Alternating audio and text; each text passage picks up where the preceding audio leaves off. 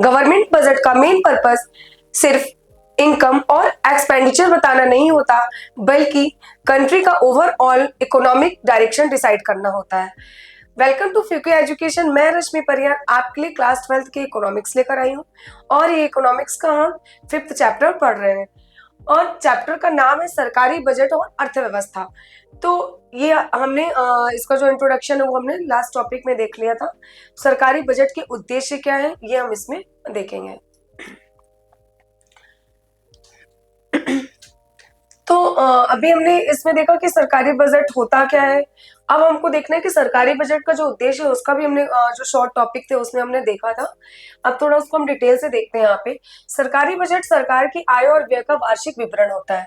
सरकारी बजट होता क्या है? सरकार की जो आय है और व्यय जो खर्च कर रही है और सरकार को जो मिल रहा है, तो वो उसका वार्षिक विवरण एक वर्ष के भीतर जो होता है लेखा जोखा होता है। ठीक है। आर्थिक विकास को प्रोत्साहन देना, उद्योग, कृषि, शिक्षा, स्वास्थ्य और अवसंरचना के विकास हेतु सरकारी व्यय। ठीक है। तो सरकार आर्थिक विकास को प्रोत्साहन किस प्रकार देती है? उद्योग है, कृषि है, शिक्षा है और स्वास्थ्य है, इन सबके अवसंरचना के विकास हेतु सरकार कहाँ कहाँ व्यय करती है।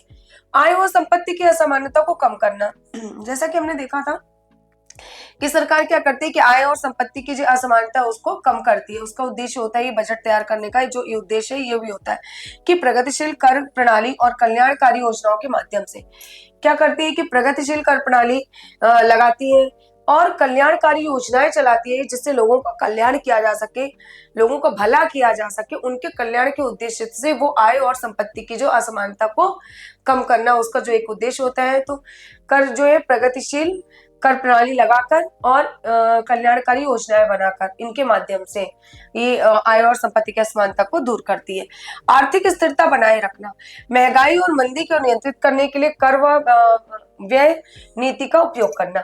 ठीक है। महंगाई को किस प्रकार से कंट्रोल किया जा सके, मंदी की दौर में किस प्रकार से इसको नियंत्रित किया सके, इसके लिए कर और व्यय, कर जो लगा रही है सरकार और व्यय जो कर रही है नीति का उपयोग करके वो करती है। तो इससे जो हमारे देश की आर्थिक स्थिरता है वो बनी रहती है। रोजगार के अवसर बढ़ाना, सार्वजनिक कार्यों और विकास योजनाओं द्वारा रोजगार सृजन करना। रोजगार के अवसर बढ़ाना जिससे सार्वजनिक कुछ कार्य ऐसे करती है और विकास योजनाएं बनाती है जिसके द्वारा लोगों को ज्यादा से ज्यादा रोजगार मिल सके। तो सरकार जो कुछ योजनाओं के तहत लोगों को रोजगार देने का काम करती है और सार्वजनिक कुछ कार्य करती है ऐसे जिससे ज्यादा से ज्यादा लोगों को रोजगार मिल सके। संसाधनों का उचित आवंटन, अब लोगों को संसाधन उचित रूप से मिल सके कि ऐसा न रहे कि भाई किसी को बहुत ज्यादा मिल गया किसी को कम मिल गया, तो उनका उचित आवंटन होना चाहिए, उनको उचित रूप से बांटना चाहिए। राष्ट्रीय प्राथमिकताओं के अनुसार संसाधनों का सही उपयोग करना, राष्ट्रीय जो प्राथमिकता है उनके अनुसार संसाधनों का सही से उपयोग करना और आने वाले पीढ़ियों के लिए भी इसको बचा कर रखना और आज भी उसका जो है उपयोग सही रूप से करना। रोजगार सृजन, जैसा कि हमने देखा कि सरकार परियोजनाओं और योजनाओं के द्वारा लोगों के रोजगार के अवसर प्रदान करती है। कुछ परियोजनाएं चलाती है, कुछ योजनाएं बनाती है और जिससे लोगों को रोजगार ज्यादा से ज्यादा मिल सके। सामाजिक कल्याण, समाज के कल्याण के लिए गरीब, पिछड़े, वृद्ध, महिलाएं, गरीब जो लोग हैं, जो लोग पीछे रह गए, पिछड़े हैं, जो नीचे कास्ट के लोग हैं, जो बूढ़े लोग हैं, वृद्ध लोग हैं, महिलाएं हैं और जो दिव्यांग है, जो किसी भी रूप से दिव्यांग है, मान लीजिए आंखों की रोशनी नहीं है या हाथ नहीं है या पैर नहीं, किसी भी रूप से विकलांग है या दिमाग कमजोर है, तो उनके लिए भी सरकार क्या करती है योजनाएं बनाती है और सामाजिक न्याय सुनिश्चित किया जाता है। इनके लिए भी सरकार कुछ योजनाएं बनाती है इनको जिससे इनका लाभ मिल सके और ये भी अपने जीवन स्तर में सुधार कर सके। तो इसलिए इनके कल्याण के लिए भी सरकार करती है और जिससे सामाजिक न्याय भी हो सके, तो इसके लिए सरकार कुछ ऐसे कार्य करती है जिससे इनको भी उसका लाभ मिल सके और ये भी अपने जो जीवन है उसको अच्छे से चला सके और आगे बढ़े।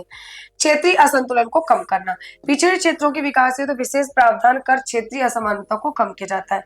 ठीक है। पिछड़े क्षेत्रों के विकास से तो विशेष प्रावधान बनाती है। जो मान लीजिए कोई क्षेत्र बहुत रूप से पिछड़े हुए हैं, उनका विकास ही नहीं हो पा रहा है, तो उनके लिए कुछ ऐसे प्रावधान तैयार करती है जिससे कि क्षेत्रीय असमानता को कम किया जा सके और उनका भी विकास किया जा सके। ठीक है। सरकारी प्राप्तियां, यहाँ पे हमने देखा सरकार के जो बजट के घटक हम यहाँ पे देखते हैं। ठीक है। अभी हमने देखा कि उसके उद्देश्य क्या थे, अब हम देखते हैं कि सरकार के बजट के घटक क्या क्या है। तो कहाँ कहाँ से उसे मिलता है। तो सरकारी प्राप्तियां हमने देखा, सरकार को वर्ष भर में मिलने वाली कुल आय को सरकारी प्राप्तियां कहते हैं। इतना आपको समझ लेना है कि सरकार को जो वर्ष भर में, एक वर्ष के भीतर जो कुल आय मिलती है वो सरकारी प्राप्तियां कहलाती है। क्या कहलाती है वो? सरकारी प्राप्तियां। ये दो प्रकार की होती है, एक राजस्व के द्वारा, एक पूंजी प्राप्तियां, जो कि हमने लास्ट टॉपिक में बात की थी। तो एक राजस्व प्राप्तियां हो गई, वे प्राप्तियां जिनसे सरकार पर कोई दायित्व नहीं बनता है। ठीक है, उदाहरण के लिए कर प्राप्तियां और गैर कर प्राप्तियां। कर प्राप्तियों में आयकर, जीएसटी, उत्पाद शुल्क लगाती है, और शुल्क, जुर्माना, लाभांश के द्वारा जो से गैर रूप से प्राप्तियां होती हैं। तो एक कर प्राप्तियां और एक गैर प्राप्तियां। तो राजस्व प्राप्तियां के अंतर्गत भी कितनी आती हैं? दो प्राप्तियां।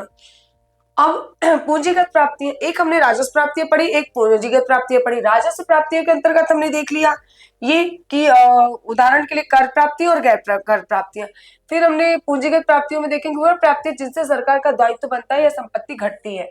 ठीक है, उदाहरण के लिए ऋण देना, विनिवेश करना, है ना, बाजार से ऋण, या फिर आरबीआई से, बैंक से जो लेता है, रिजर्व बैंक ऑफ इंडिया जो को जो देता है। अब ऋण की वसूली, अब ऋण की वसूली भी करता है। ये सब प्राप्ति के उसके कारण है, जो विनिवेश कर रहा है सरकार फिर उसको उससे मिलता है, और जो आरबीआई बाजार से ऋण और आरबीआई से, तो इनके द्वारा भी उससे प्राप्तियां प्राप्त होती हैं। सरकारी व्यय, गवर्नमेंट एक्सपेंडिचर। अब सरकार द्वारा किए गए कुल खर्च को सरकारी व्यय कहते हैं। सरकार जो कुल खर्च करती है उसको सरकारी व्यय कहा जाता है, जो सरकार के द्वारा खर्च किया जाता है। यह भी दो प्रकार का होता है। ठीक है, वहां पे भी हमने देखा दो प्रकार का होता है, और यहाँ पे भी दो प्रकार का होता है बजट के घटक। राजस्व व्यय, वह व्यय जिससे कोई संपत्ति नहीं बनती है। उदाहरण के लिए वेतन है, पेंशन है, ब्याज है, भुगतान है, सब्सिडी। इससे सरकार की कोई संपत्ति नहीं बनती है। ठीक है, यहाँ तो सरकार क्या कर रही है? व्यय कर रही है। ठीक है, सरकार को एक वित्तीय वर्ष में मिलने वाली प्राप्तियों का वर्गीकरण यहाँ पे हम देख रहे हैं कि सरकार को एक वित्तीय वर्ष में मिलने वाली कुल आय को सरकारी प्राप्तियां कहते हैं। एक वर्ष के भीतर सरकार को जितने भी आय प्राप्त होती है वो सरकारी प्राप्तियां कहलाती हैं। इनका वर्गीकरण भी निम्न प्रकार से किया जा सकता है। सरकारी प्राप्तियों का मुख्य वर्गीकरण जो है, राजस्व प्राप्तियां, वही प्राप्तियां जिनसे सरकार पर कोई दायित्व नहीं बनता और ना ही संपत्ति घटती है। आयकर, जीएसटी लगाकर, उत्पाद शुल्क और सीमा शुल्क के द्वारा, है ना। आयकर जो लगाती है इनकम, और जीएसटी जो लगाती है सामान पे जो लगाया जाता है, जो आप वस्तुएं खरीदते हैं उन पर जीएसटी लगाती है। आजकल आप देख रहे हो सब चीज पे जीएसटी सरकार ने लगा दिया है। उत्पाद शुल्क, जो प्रोडक्ट होते हैं, जो सामान तैयार किए जाते हैं उन पे भी शुल्क लगाया जाता है। और सीमा शुल्क, एक स्थान से दूसरे स्थान सीमा के बाहर अगर कोई सामान हम ले जाते हैं, मंगवाते हैं, तो उसमें भी शुल्क लगता है। आयकर, किसको कितना इनकम के हिसाब से जो सरकार कर लगा देती है। ठीक है, गैर प्राप्तियां शुल्क हो गई, फीस, जुर्माना हो गया, लाभांश हो गया, ब्याज प्राप्ति, ये जो है ये गैर प्राप्तियां होती हैं। ठीक है, यहाँ से क्या होता है? ये गैर प्राप्तियां होती है। शुल्क के द्वारा जो जुर्माना लगाती है और जो लाभांश है और जो उसे ब्याज प्राप्त होता है। पूंजीगत प्राप्तियां, वे प्राप्तियां जो जुर्माने के द्वारा प्राप्त होता है उसको, जो शुल्क के द्वारा, और जो उसको लाभांश मिलता है और जो ब्याज के रूप में प्राप्त होता है। वो आप यहाँ पे पूंजीगत प्राप्ति, वही प्राप्ति जिस पर सरकार का दायित्व बनता है या सरकार की संपत्ति घटती है। अब देखिए पूंजीगत प्राप्तियों में क्या होता है, यहाँ पे तो सरकार की प्राप्तियां नहीं घटती, लेकिन यहाँ पर सरकार की प्राप्तियां घटती हैं। राजस्व में नहीं घटती, पर पूंजीगत व्यय में सरकार की प्राप्तियां घट रही है। सरकार का ये दायित्व बनता है कि उसको ये कार्य करना है, पर यहाँ पे सरकार की संपत्ति भी घटती है। जैसे ऋण, बाजार आरबीआई से लेती है, विनिवेश करती है, ऋण की वसूली करती है, छोटे बचत पत्र जो ये है, तो यहाँ पे क्या होता है, सरकार की जो संपत्ति है वो घट जाती है। अगर हम इसको संक्षेप में चार्ट के रूप में देखें तो इसको हम देख सकते हैं यहाँ पे कि सरकारी प्राप्तियां, राजस्व प्राप्तियां, पूंजीगत प्राप्तियां। ठीक है, यहाँ पे सरकारी प्राप्तियां और प्रकार। राजस्व प्राप्तियां गैर कर और गैर कर, दो रूप से अभी हमने देखा था, एक कर के रूप में और एक गैर कर के रूप में, जो डायरेक्ट लगाती है और एक जो इनडायरेक्ट लगाती है। एक कर के रूप में और एक गैर कर। अब मतलब यहाँ पे कर नहीं लगा रही है और यहाँ पे जो लगा रही है गैर कर, जो इनडायरेक्ट रूप में लगा रही है। पूंजीगत प्राप्तियां, ऋण और विनिवेश और वसूली। उसे पूंजीगत प्राप्तियां कैसे प्राप्त हो रही है कि ऋण के द्वारा, विनिवेश और जो वसूली करती है उसके द्वारा। ठीक है, प्रत्यक्ष कर जो है, अब हम यहाँ पे देख लेते हैं कि वे कर जिनका भार उसी व्यक्ति पर पड़ता है जो कर भुगतान करता है, इनका भार किसी अन्य पर स्थानांतरित नहीं किया जाता है। देखिए डायरेक्ट कर की डायरेक्ट बात हो रही है यहाँ पे, है ना, जो लगा रही है सरकार जो लाती है, डायरेक्ट टैक्स जो लगा रही है वो, तो प्रत्यक्ष कर पर जिसका भार है उसी व्यक्ति पर पड़ता है, जिसपे ये लगाया जाता है उसको ही देना पड़ता है, डायरेक्ट उसी को ही देना पड़ता है इसका भार, और किसी व्यक्ति पर स्थानांतरित नहीं किया। स्थानांतरित मतलब शिफ्ट कर देना एक से दूसरे पर, तो नहीं कह सकता। उदाहरण के लिए आयकर, आयकर सरकार जिस पे लगाएगी उसी को देना पड़ेगा कि भाई आपकी इतनी इनकम है और इसके हिसाब से आपको इतना कर तो देना ही पड़ेगा, तो उसके हिसाब से। निगम कर जो सरकार लगा रही है, संपत्ति को देखते हुए जो सब सरकार कर लगाती है कि इतनी संपत्ति है तो आपको इतना कर देना पड़ेगा। धन कर जो लगाया वो पूर्व में वो, तो ये जिस व्यक्ति पर लगता है ये कर उसी को ही चुकाना पड़ता है, इसको और कोई दूसरा व्यक्ति नहीं चुकाएगा। विशेषताएं क्या? प्रगतिशील कर प्रणाली आय की असमानता कम करने में सहायक होता है। इसकी विशेषताएं ये है कि प्रगतिशील कर प्रणाली है, प्रत्यक्ष कर है ना, और आय की असमानता को कम करने में सहायक है। जो आय की असमानता है तो उसको भी कम करती है, और न्याय संगत करती है। ये न्याय करती है, किसी के साथ कुछ गलत नहीं होता, भेदभाव नहीं होता। अब वे कर, अप्रत्यक्ष कर देखें अगर हम, तो अप्रत्यक्ष कर है वे कर जिनका भार एक व्यक्ति देता है लेकिन वह किसी अन्य पर डाल देता है। देखिए मान लीजिए अप्रत्यक्ष कर क्या होता है कि इसका भार एक व्यक्ति पर पड़ता है लेकिन वह किसी अन्य व्यक्ति पर भी डाल देता है। जैसे वस्तु एवं सेवा कर, जीएसटी। अब जैसे जीएसटी आपने देखा होगा कि गवर्नमेंट वस्तुओं पे लगा के दे रही है। अब हम जब वस्तुओं और सेवाओं पर जीएसटी लग रहा है तो उसका भार किसी और पे पड़ रहा है और वो हम पे भी डाल रही है, हमें भी देना पड़ रहा है जीएसटी के रूप में उनको, तो इसका भार दूसरे पे भी पड़ रहा है। उत्पाद शुल्क जो है, जो सामान बनाया जाता है उस पे जो शुल्क लगाती है वो भी दूसरे पर डाला जाता है। सीमा शुल्क है वो भी, और बिक्री कर जो है वो भी, उसमें भी एक व्यक्ति पर पड़ता है लेकिन उसको कई व्यक्तियों को उसका भुगतान करना पड़ता है। विशेषताएं, कर भार स्थानांतरण संभव। कर भाव इसमें क्या होता है कि किसी एक पर न पड़कर वो स्थानांतरित हो जाता है, दूसरे पर भी पड़ता है। वस्तुओं की कीमत बढ़ाता है, वस्तुओं की कीमत जो है ये बढ़ा देता है। भाई जीएसटी लग के हम सब कीमत जैसे देखे होंगे आपके, आप सामान खरीदने आते हैं जीएसटी लगा है तो उसका भी प्राइस क्या है, हम ज्यादा दे रहे हैं, जीएसटी भी हम उसका दे रहे हैं। दुकान वाला हमसे जीएसटी भी लेता है उसका, क्योंकि उन पे भार पड़ता है वो हम पे डाल देते हैं। और संग्रह आसान, तो संग्रह करना भी आसान होता है, वस्तुओं की जो कीमत है वो बढ़ जाती है, और कर भार स्थानांतरण भी संभव हो जाता है।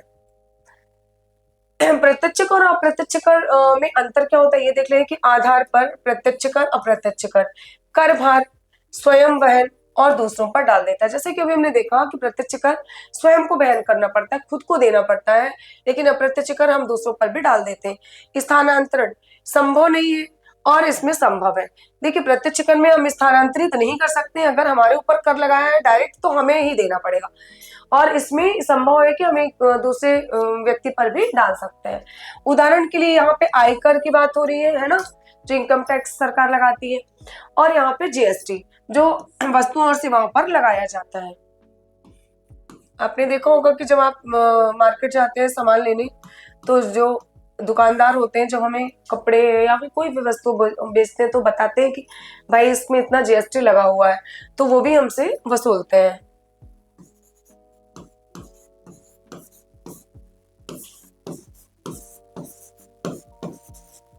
वस्तुओं और सेवाओं पर, ठीक है। और ये क्या रहता है, प्रकृति इसकी क्या रहती है कि न्याय संगत रहता है, ये थोड़ा कम न्याय संगत रहता है क्योंकि ये दूसरे पर भी डाल दिया जाता है।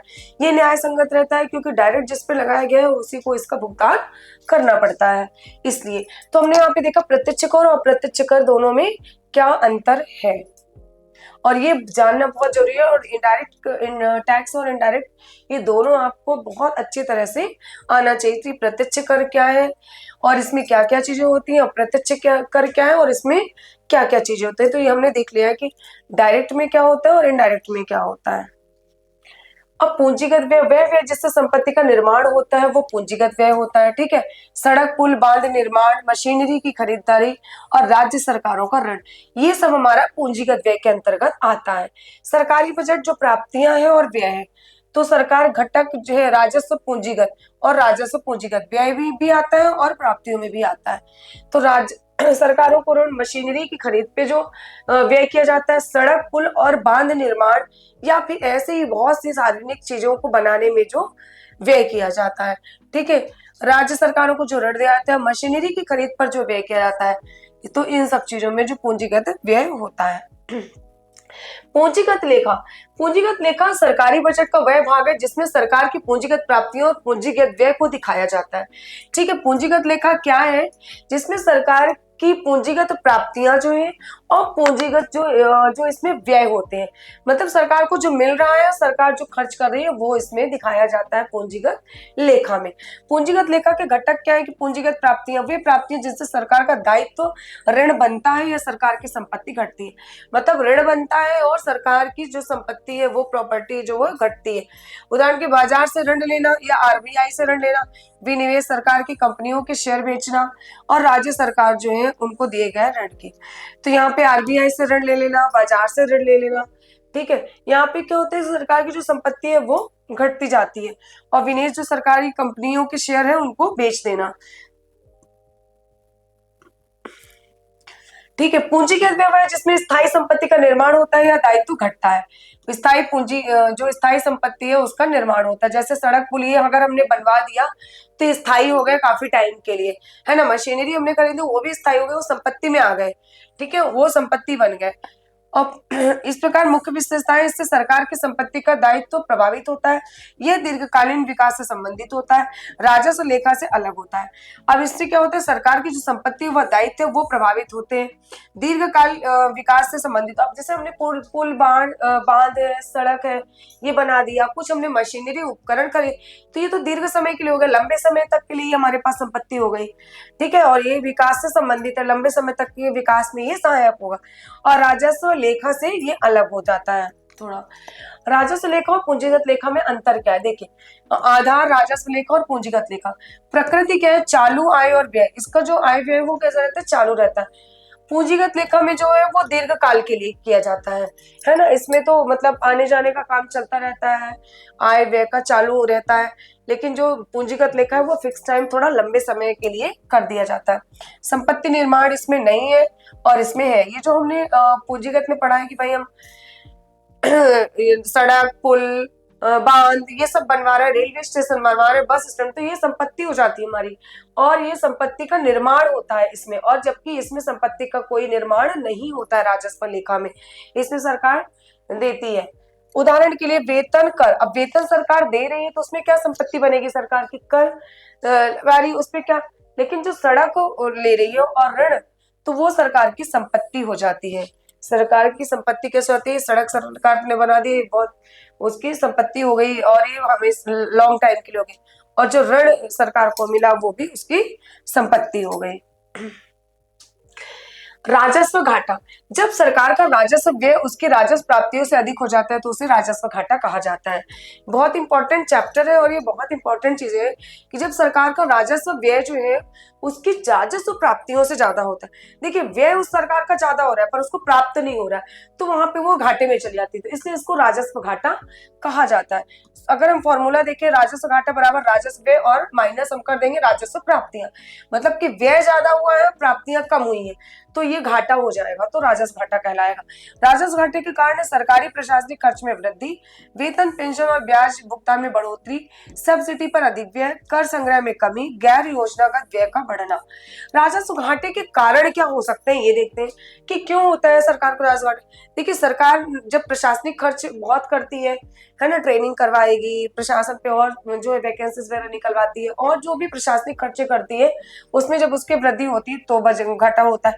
वेतन पेंशन और ब्याज के भुगतान में, अगर वो उसको पेंशन बहुत ज्यादा देना पड़ता है, ब्याज ज्यादा देना पड़ता है, वेतन देना पड़ता है, तो उस घाटे में चली आती है गवर्नमेंट।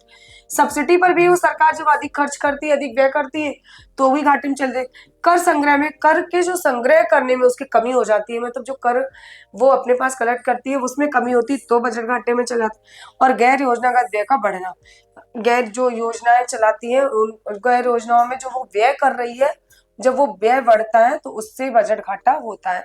तो राजस्व घाटा कैसे होता है इसके कारण हमने यहाँ पे देख लिया। तो हमने यहाँ पे क्या देखा, राजस्व घाटा सरकार का किस प्रकार होता है। तो यहाँ पे हमने देखा बजट के उद्देश्य, बजट के घटक और राजस्व घाटा क्या है, प्राप्तियां क्या है है ना, जो राजस्व व्यय क्या है वो राजस्व घाटा हमने देखा यहाँ पे कि सरकार को राजस्व घाटा कब होता है, किस स्थिति में होता है, और राजस्व घाटे के कारण क्या क्या हो सकते हैं, है ना। और यहाँ पे हमने लेखा, राजस्व लेखा और पूंजीगत लेखा को भी हमने देखा है। तो ये सारी चीजें ही बहुत ज्यादा इंपॉर्टेंट है। पूंजीगत व्यय देखा, पूंजीगत प्राप्तियां भी हमने देखी।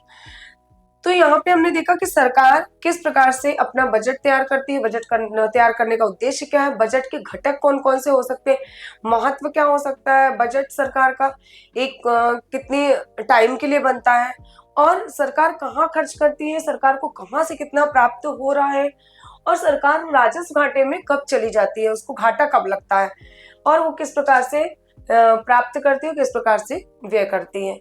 तो यहाँ पे हमने इन सब चीजों को समझ लिया है, और ये सब चीजों को जानना बहुत इंपॉर्टेंट है, क्योंकि बहुत ही इंपॉर्टेंट चैप्टर है, और जो इसके अंदर फॉर्मूला है उनको भी ध्यान से पढ़ना है। तो आज का टॉपिक यहीं पे एंड होता है। इसलिए गवर्नमेंट बजट सिर्फ एक फाइनेंशियल डॉक्यूमेंट्स नहीं बल्कि नेशन बिल्डिंग्स का इंपॉर्टेंट इंस्ट्रूमेंट है। तो आज का ये वीडियो आपको कैसा लगा? वीडियो अच्छा लगा है तो वीडियो को लाइक शेयर और सब्सक्राइब जरूर करें। बने रहिए फ्यूको एजुकेशन के साथ। मिलते हैं नेक्स्ट क्लास में। Thank you.